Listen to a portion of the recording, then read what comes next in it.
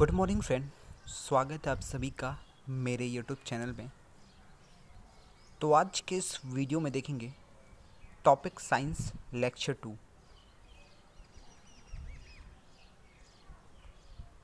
फसल तैयार करने के लिए अनेक क्रियाकलाप समयावधि पर करने पड़ते हैं। कहने का मतलब है कि आप अगर कोई फसल खेत में बोते हैं तो उसे तैयार करने के लिए, उसे अंतिम पड़ाव तक पहुंचाने के लिए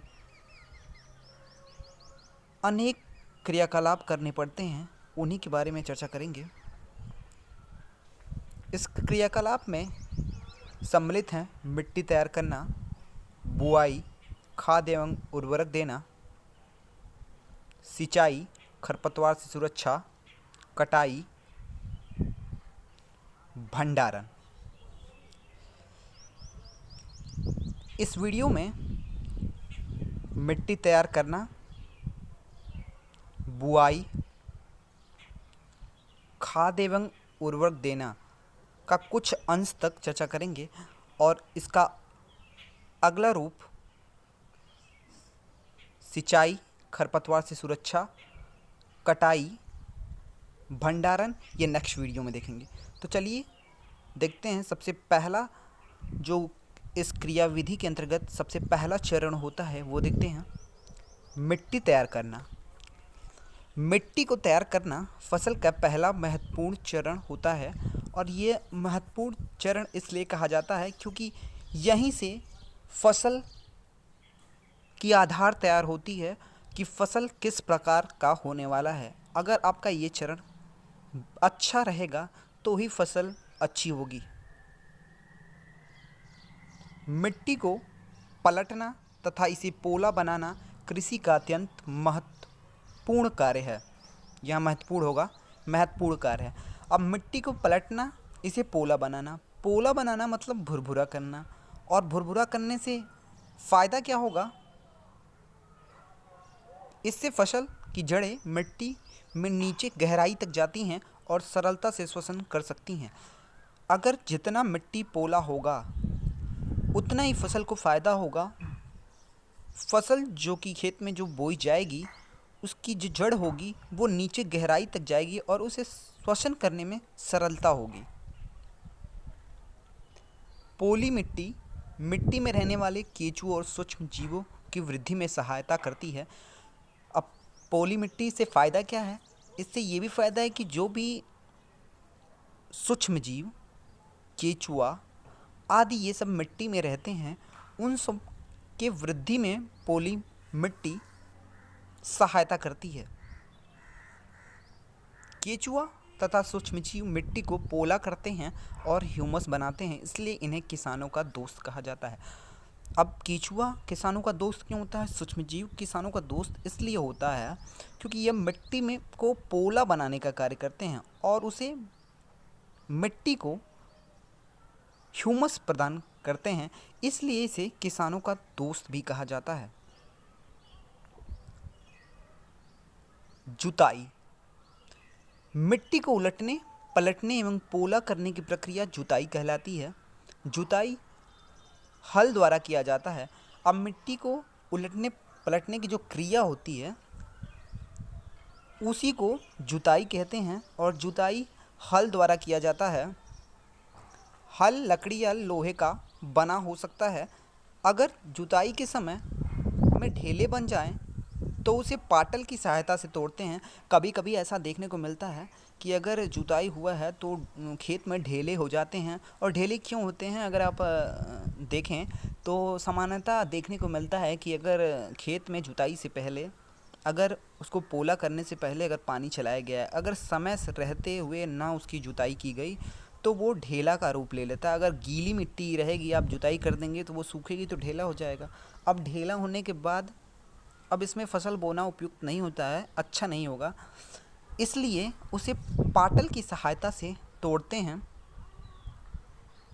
खेत को समतल करने के लिए भी पाटल की सहायता की जा सकती है। पाटल एक औजार होता है। हल के भाग की बात कर लेते हैं। प्राचीन काल में जो हल उपयोग होता था उसके भाग की बात कर लें। फॉल किसे कहते हैं? हल के लोहे की मजबूती तिकोनी पत्ती को फाल कहते हैं। हल में जो लोहे का मजबूत तिकोना प्रकार का पत्ती लगा होता है उसे ही फाल कहते हैं। यहाँ पाल लिखा है, यहाँ फाल होगा, फाल।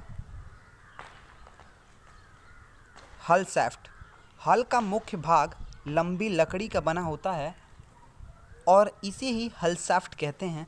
तो हल जो का उसका मुख्य भाग होता है, हल जहाँ तिकोनी पत्ती होती है वहाँ से एक मुख्य भाग होता है, वो लंबी लकड़ी का बना होता है, उसे ही हल शाफ्ट कहते हैं।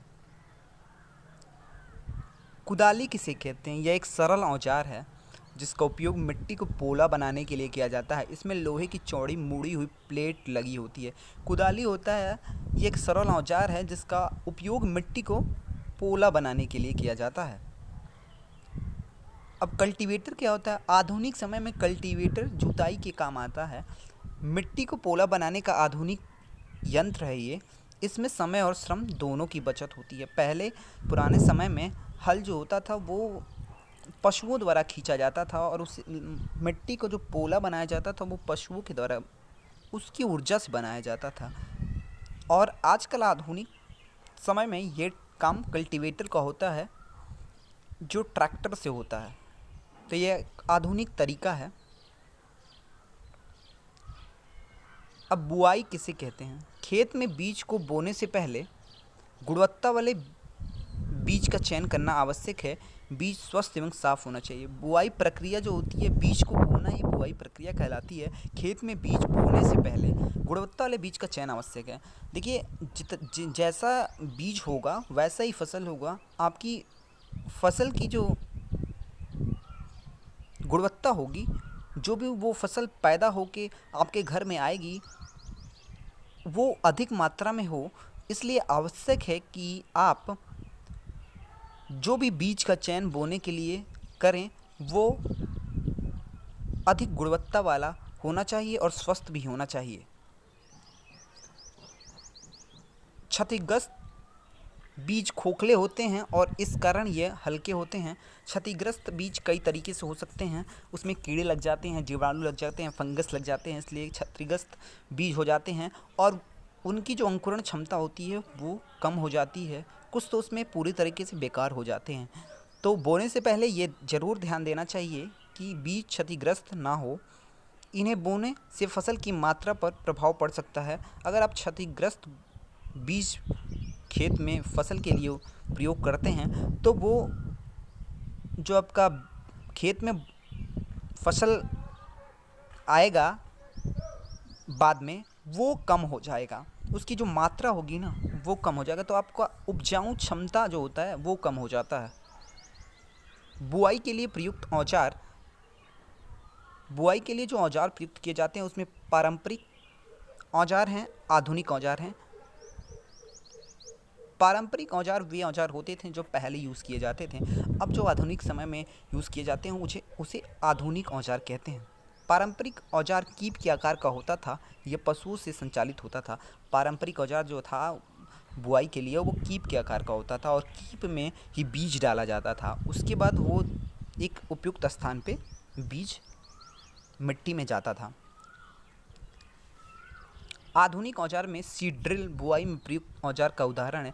एक सीड ड्रिल एक प्रकार का औजार है जो आधुनिक समय में इसका उपयोग हो रहा है। यह ट्रैक्टर द्वारा संचालित होता है। इसमें एक खासियत ये है आधुनिक समय में कि ये जो बीज बोता है ज़मीन में वो एक निश्चित दूरी पर डालता है और उसके सीमा वो ये सुनिश्चित करता है कि जो बीज है वो मिट्टी में पूरी तरह से दब चुका है और उसके दबने से ये पक्षियों से भी इसकी रक्षा होती है।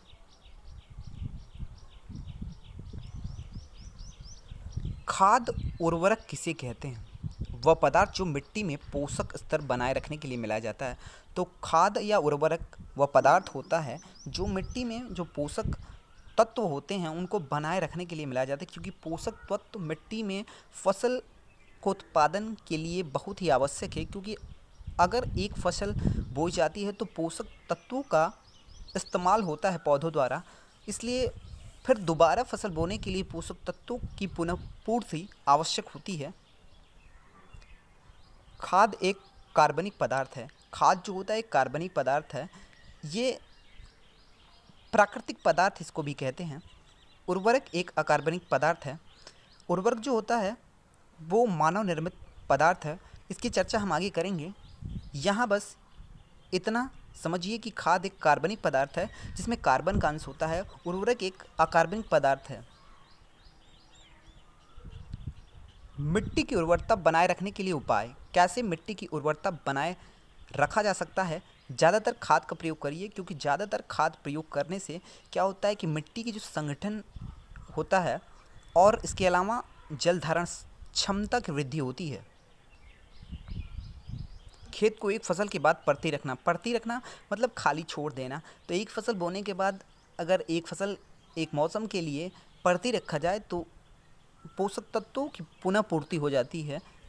तो ये भी एक तरीका है उर्वरता बनाए रखने के लिए। इसके अलावा फसल चक्रण में एक फसल बोने के बाद दूसरा एकांतर क्रम जो होगा उसका दूसरा किस्म का फसल बोइए। जैसे कि दलहन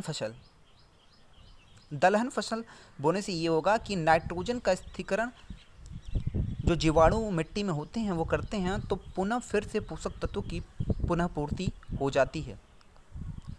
राइजोबियम बैक्टीरियम, यही एक जो जीवाणु हैं वो पुनः पूर्ति के लिए जिम्मेदार हैं। मिट्टी में पोषक तत्वों की पुनः पूर्ति के लिए जिम्मेदार या मिट्टी में पोषक तत्वों की पुनः पूर्ति में आवश्यक भूमिका अदा करते हैं। यह दलहन फसलों की जड़ों, दलहन मतलब दाल वाली फसलों की जड़ों की ग्रंथिकाओं में पाए जाते हैं और वायुमंडलीय नाइट्रोजन का स्थिरीकरण करते हैं। तो ये डायरेक्ट जो वातावरण से नाइट्रोजन नहीं ले पाते हैं उसे उस नाइट्रोजन का स्थिरीकरण करते हैं, जिससे पौधे उसे सीधे ले सकें। इसी के साथ इस वीडियो का समापन होता है। आपका दिन शुभ।